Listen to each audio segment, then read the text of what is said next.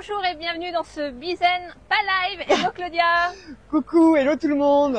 Alors on voulait aujourd'hui vous parler de fidélité 2.0 et non, ce n'est pas grâce à l'intelligence artificielle. Vous allez voir qu'on va revenir à un côté plus humain et ça va être pour vous si vous voulez créer de la récurrence avec vos clients, c'est-à-dire si vous avez vraiment envie de faire en sorte que vos clients ils achètent encore et encore chez vous. Et vous allez voir que c'est beaucoup plus facile d'aller chercher un client et de lui vendre plusieurs offres au fil des années que plutôt que d'aller chercher sans arrêt de nouveaux clients. Et c'est pour ça que c'est important de créer de la récurrence et de la fidélité. C'est une erreur que j'ai faite pendant des années. J'avais un client et au lieu de proposer d'autres produits derrière, une fois que je faisais le site internet, j'allais rechercher d'autres clients. Alors qu'un client qui est déjà client chez nous, il a confiance en nous.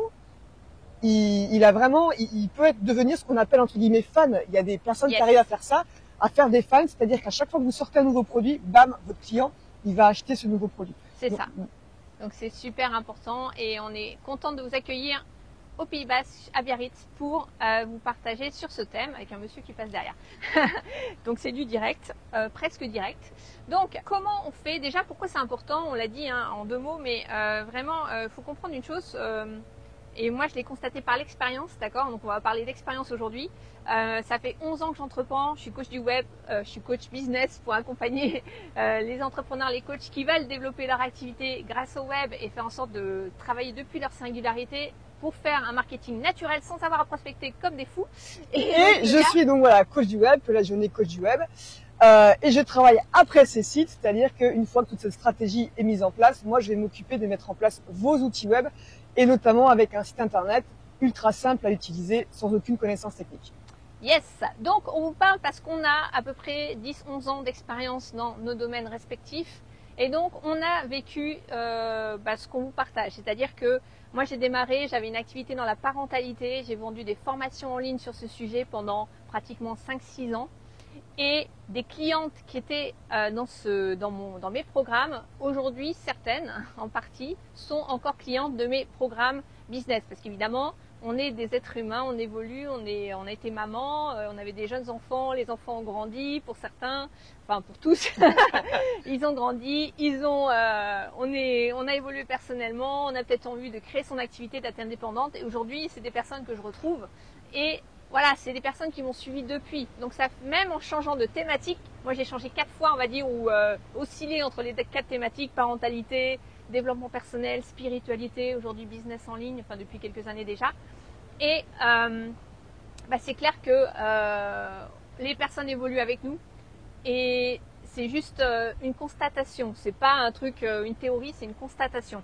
Et donc ces personnes qui ont acheté à l'époque un programme qui a peut-être coûté 97 € ou à l'époque je vendais des programmes autour de entre 69 le plus bas jusqu'à grosso modo 197 €, peut-être 300 à un moment je suis montée, mais c'était des petits produits avec des petits prix. On peut se dire bah oui, j'ai vendu un truc à 97 € ou à 47 €, c'est pas ça qui va faire que je vais finalement pouvoir vivre avec ça. Mais il faut voir juste la longue traîne en SEO. C'est ça. C'est vraiment voir votre business sur le long terme. Et donc ces personnes, elles ont une partie d'entre elles en tout cas, elles ont continué à acheter des programmes parce que finalement il y a la confiance qui s'est créée. Et c'est juste ça qu'il faut comprendre, c'est que au fur et à mesure du temps, vous fidélisez et donc les personnes elles vous font confiance et quand elles vous font confiance, elles achètent encore et encore par rapport à aller chercher un nouveau client qui est beaucoup plus compliqué parce que vous allez devoir faire beaucoup d'actions de prospection et pour créer cette confiance, il va falloir créer cette relation. Et aujourd'hui, on sait que créer cette relation, ça prend du temps. C'est pas juste instantané. Certes, il y a certaines personnes qui vont avoir besoin, par exemple, d'un site internet comme Claudia fait et vont tout de suite entrer en relation avec Claudia et faire leur site, d'accord? Donc c'est un achat assez rapide par rapport au passage à l'action parce qu'ils ont un besoin ponctuel et là ils ont besoin d'un prestataire et le choix il va se faire sur des critères finalement ça peut être des critères humains mais c'est aussi surtout ce que tu vas proposer comme offre. C'est ça.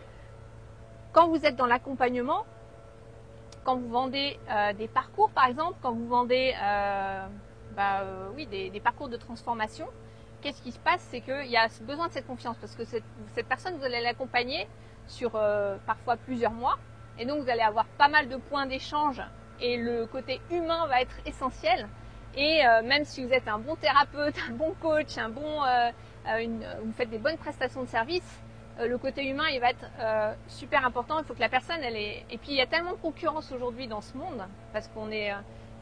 beaucoup de marchés sont pas saturés, mais en maturité, on va dire. Et donc, si vous êtes sur un marché mature, où il y a beaucoup de monde qui fait la même chose que vous, qu'est-ce qui va faire la différence entre vous et une autre personne? C'est ce côté justement valeur, humain. La personne va avoir envie de sortir sa carte bleue et d'acheter, et de sortir ses sous et de vous les donner à vous et pas à une autre personne parce qu'elle vous connaît, vous fait confiance. Et avec le temps, forcément, si elle a déjà acheté des choses chez vous et qu'elle était contente, elle est contente de racheter chez vous. Et on le voit tout le temps, c'est de la fidélisation, d'accord? Ça existe depuis que le commerce existe.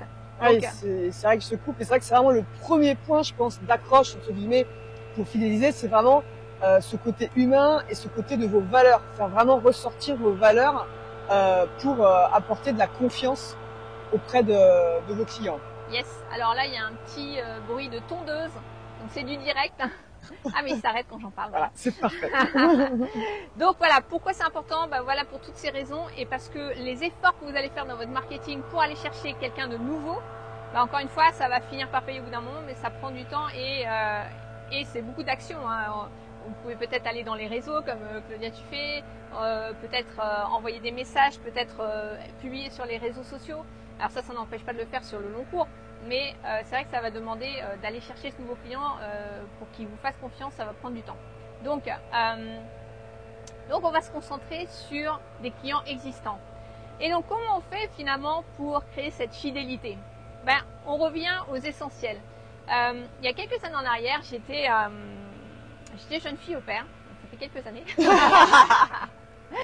et j'étais aux États-Unis, à New York, à Brooklyn exactement. Et c'était une époque où, en gros, le marketing, c'était déjà mon domaine, mais c'était le début puisque je venais de finir mes études. Et c'est vrai que d'être à New York, qui est un peu les États-Unis, c'est quand même les maîtres du marketing. J'ai été plongée tout de suite dans un service client au top. Et j'ai même suivi un cursus, ça m'a vraiment donné envie de suivre un cursus qui s'appelait Customer Service as a Competitive Advantage, donc ça veut dire service client comme avantage concurrentiel. Et donc il y avait carrément 6 mois, des modules de 6 mois, c'était un cours par semaine.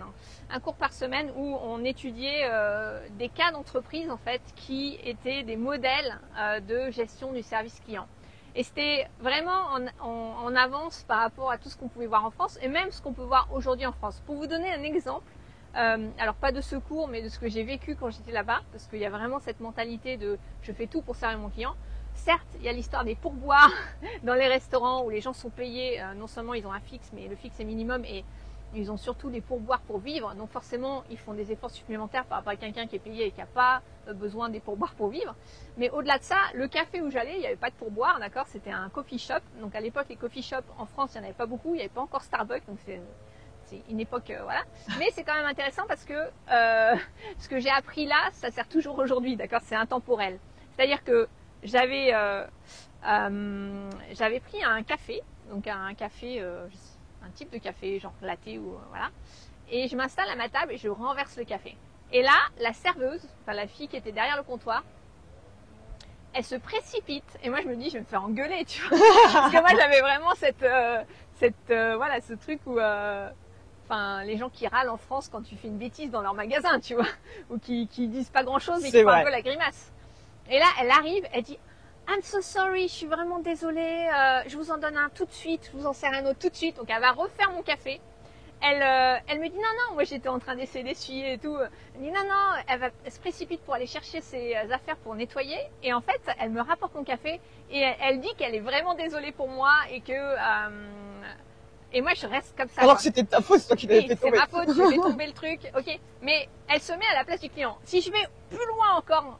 dans la psychologie, c'est quoi? Elle me voit, moi, qu'est-ce que je ressens en tant que cliente? Forcément, je suis dans un lieu public, il y a du monde autour, j'ai fait une bêtise, j'ai renversé mon truc et je me sens mal, tu vois, je me sens coupable, je me sens honteuse, je me dis merde, tout le monde va me regarder, donc jugement, regard des autres, et c'est ce qui se joue en moi, d'accord?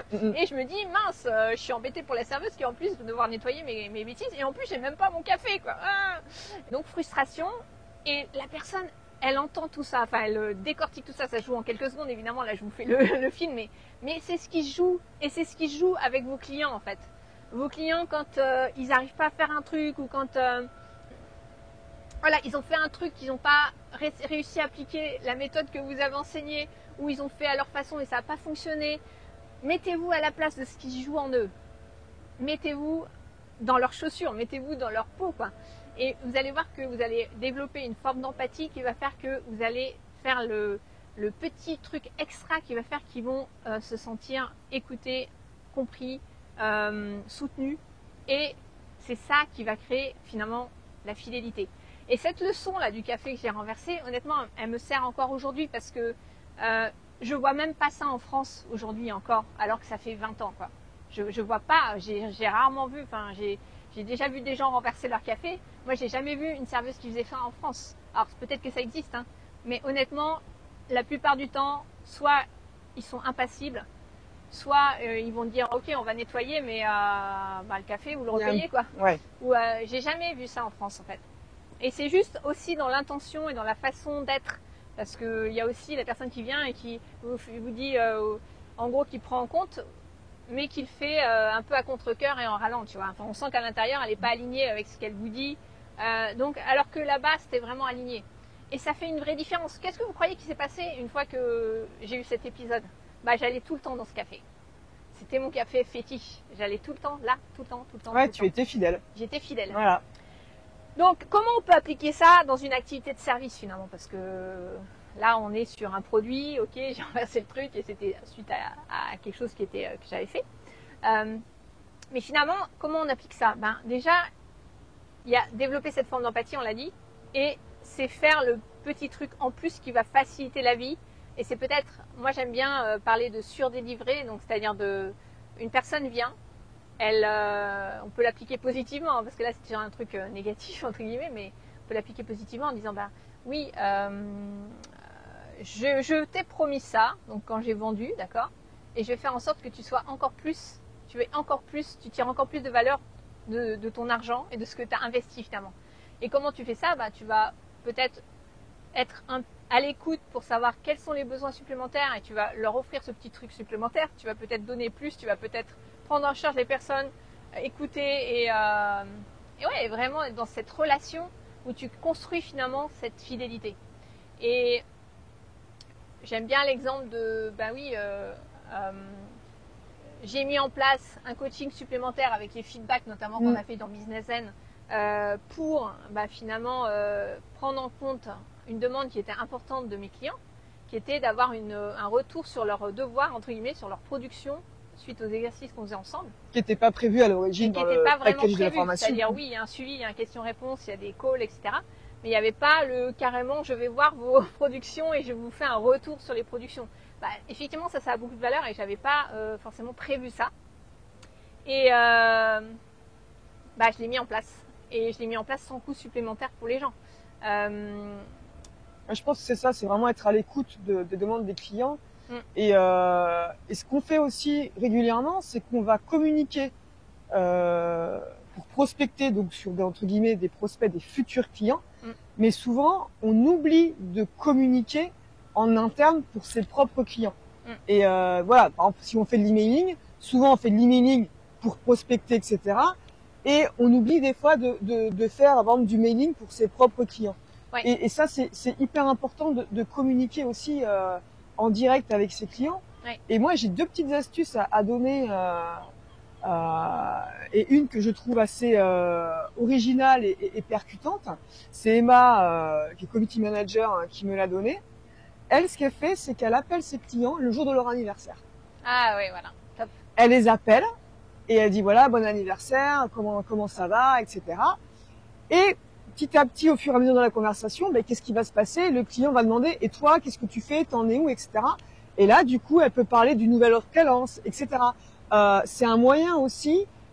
Moi, je trouve que c'est un moyen fort au niveau du client d'avoir cette relation. Oui. C'est assez top. Et j'ai une autre personne avec qui je bosse, Elodie, qui est directrice artistique, qui elle envoie tous les ans certes un message de bonne année, mais avec un cadeau. Oui, voilà. Et un cadeau souvent utile. Des Oui. fois, c'est un marque-page, Ouais. donc il y a son logo dessus, donc visuellement, ben, on la voit. Souvent aussi, c'est un petit calepin de to-do list, pareil. Et en plus, la carte qu'elle envoie, elle l'écrit à la main. Oui, voilà. Donc c'est personnalisé. Alors ça peut vous paraître des choses, ouais, un peu bêtes, ou un peu ringard, on va dire, mais en fait ça marche et c'est très pertinent. Bah, évidemment, parce qu'en fait, on a besoin en tant que client de se sentir pris en compte, en fait, de se sentir non seulement comprise, mais prise en compte dans qui on est, et c'est du temps que la personne vous a accordé et de l'attention. Et ça a beaucoup, beaucoup de valeur, évidemment.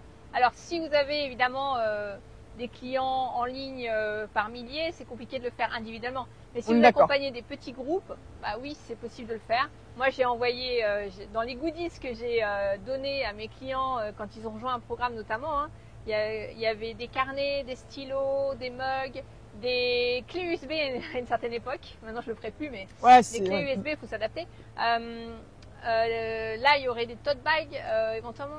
Tiens, ça par exemple, qui donne des marque-pages. Ça, c'est une de mes clientes qui m'a offert un tote bag pour me remercier. Voilà. Ça paraît bête, mais bon, tu te balades avec. Ouais, moi j'ai une mug que j'ai depuis plusieurs années, que c'était une de mes premières formations. Enfin, là pour le coup, j'étais cliente et on m'a donné une mug et je l'ai toujours et je vois régulièrement et je pense régulièrement à cette personne et j'en parle régulièrement de cette personne aussi, parce que elle a marqué les esprits, non seulement parce qu'elle a donné des trucs, des goodies, mais c'est pas que pour ça évidemment, c'est parce que son accompagnement était bon. Mais voilà, c'est des petites choses, le petit truc en plus qui fait que la personne, ça va être mémorable.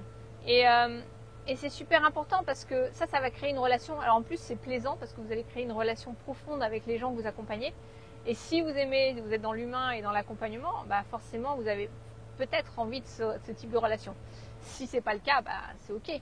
Mais en tout cas, ça va créer de la récurrence et ça va faire en sorte que les gens ils se souviennent de vous et qu'ils parlent de vous aussi positivement. On sait que c'est compliqué que les gens parlent de soi positivement parce que souvent, je sais plus quelle est la stat exacte, mais en gros, ils vont parler, s'il se passe quelque chose de pas bon, ils vont en parler facilement, d'accord ? Ouais, on retient plus Le facilement. bouche à oreille négatif, ouais. il est beaucoup plus puissant que le bouche à oreille positif.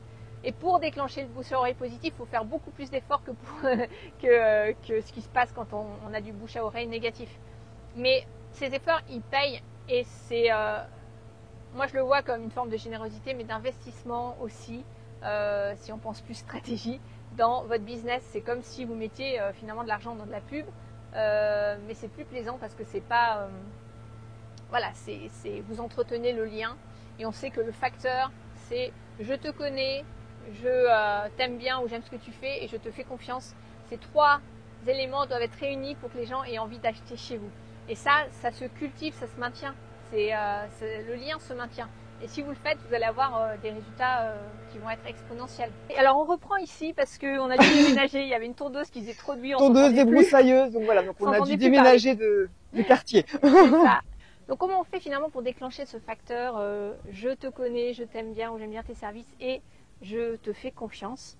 Il y a plusieurs choses, deux choses importantes. Première chose, c'est montrer tes vraies couleurs, être plus authentique, montrer qui tu es dans ta vie en général.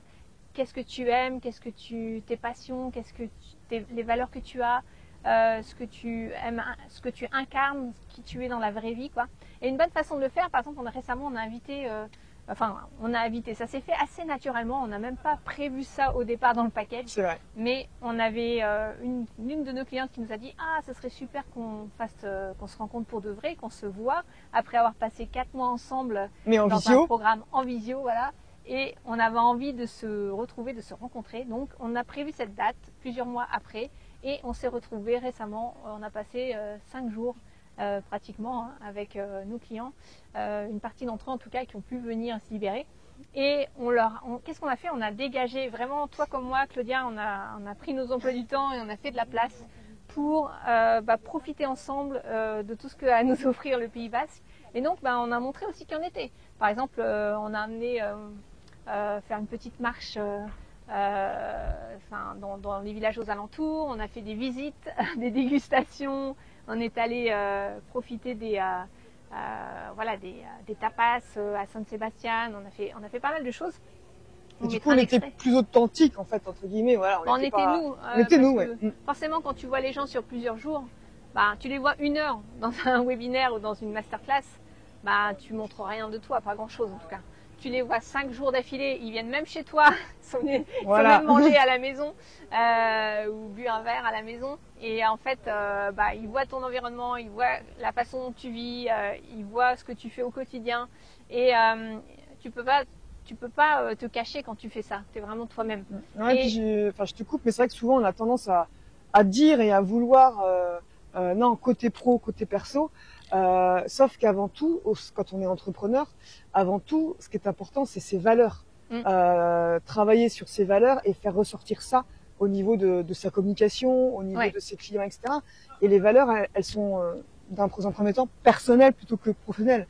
Et c'est pour ça que oui, on peut séparer certaines choses au niveau perso et pro, ok, mais si vous n'êtes pas vous-même, vous allez avoir du mal à décoller au niveau de votre entreprise. Et ça, c'est une certitude. Ouais, il y a une forme d'alignement entre qui vous êtes, ce que vous montrez, et même vous allez vous sentir mieux en fait. Donc, et ça, pourquoi c'est important pour la fidélité? Ben, finalement, les gens, ils vont accrocher, vos clients, ils vont accrocher avec qui vous êtes, encore une fois, votre énergie, et ils auront plus envie d'acheter chez vous que chez quelqu'un d'autre, forcément, si vous connaissent, un peu comme ils iraient passer du temps avec un ami plutôt que de quelqu'un qui est inconnu. Et ça, c'est vraiment important que vous montriez vos vraies couleurs. Donc pour ça, nous on a un programme qui s'appelle Signature Magnétique. On a aussi, ça fait partie du premier module de Business Zen, de creuser tout ça en profondeur, parce que ensuite on va décliner tout ça au niveau de votre marque personnelle. Si vous n'avez pas de marque personnelle, s'il n'y a pas de marque, t'as pas de marque, t'es mal. T'as pas de marque, t'es mal, parce qu'en fait, ta marque personnelle, c'est ce qui va faire les éléments de différenciation de ton entreprise. C'est ce qui va faire que tu vas sortir du lot et par rapport à un autre thérapeute ou un autre coach ou un autre personne qui a une activité de service. Il y a du bruit encore. On vous donne des exemples. Toi, Claudia, il y a des choses qui ressortent de toi, tu vois, c'est le côté humain. Et je vais vous donner un exemple concret. Pourquoi j'ai eu envie de travailler avec Claudia et pourquoi finalement j'ai trouvé ça épatant ce qu'elle faisait. Et le premier abord, elle était super importante. Claudia, elle a un super SAV. On parlait de fidélité. On a travaillé pour un hôtel commun et à un moment, j'ai eu besoin d'accéder au site web de l'hôtel, donc au back-office du site web. Et je n'avais pas les accès. Bon, bref, on retrouve les accès. La directrice de l'hôtel appelle Claudia. Claudia avait fait le site 2 ans avant. Du tac au tac, tu réponds. Ouais, ça en fait, c'est important. C'est toujours ce que je me suis mis. Un client m'appelle ou m'envoie souvent par mail en général, je réponds aussitôt.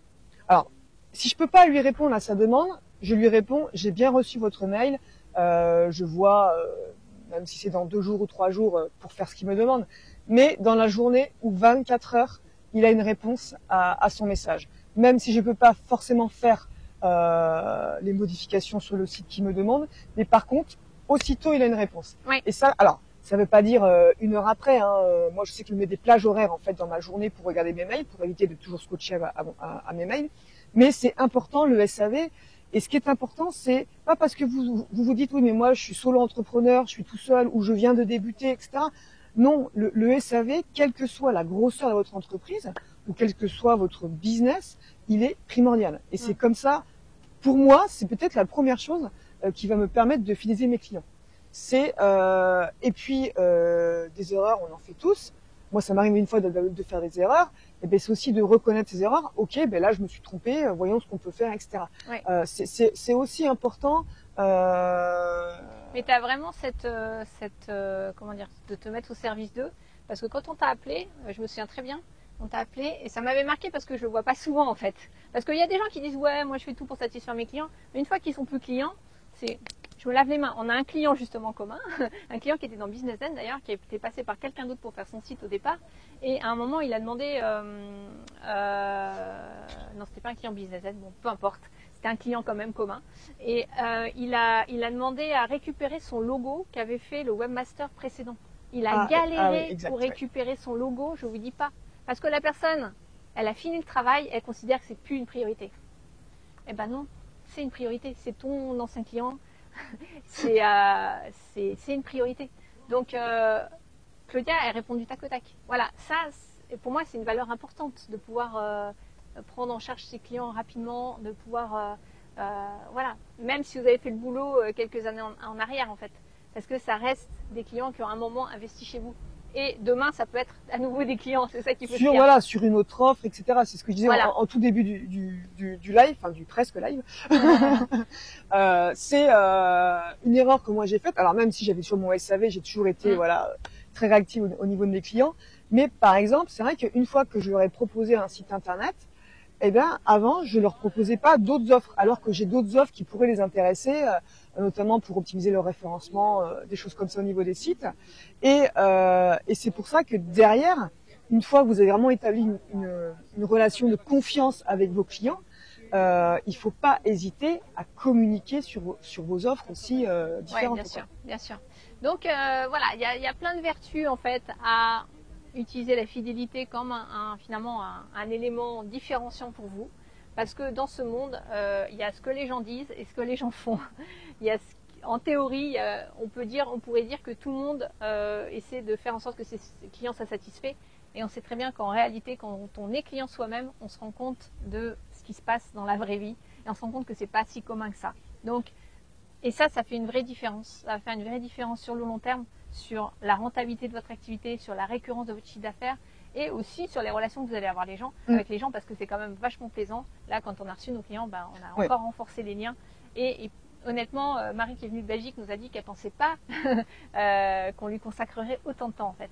Et pour nous, c'était important parce qu'elle nous a honorés en venant, prenant son billet depuis Bruxelles pour ou même une autre ville. Elle a dû aller jusqu'à l'aéroport de la capitale pour prendre son avion et venir jusqu'à nous. Et voilà.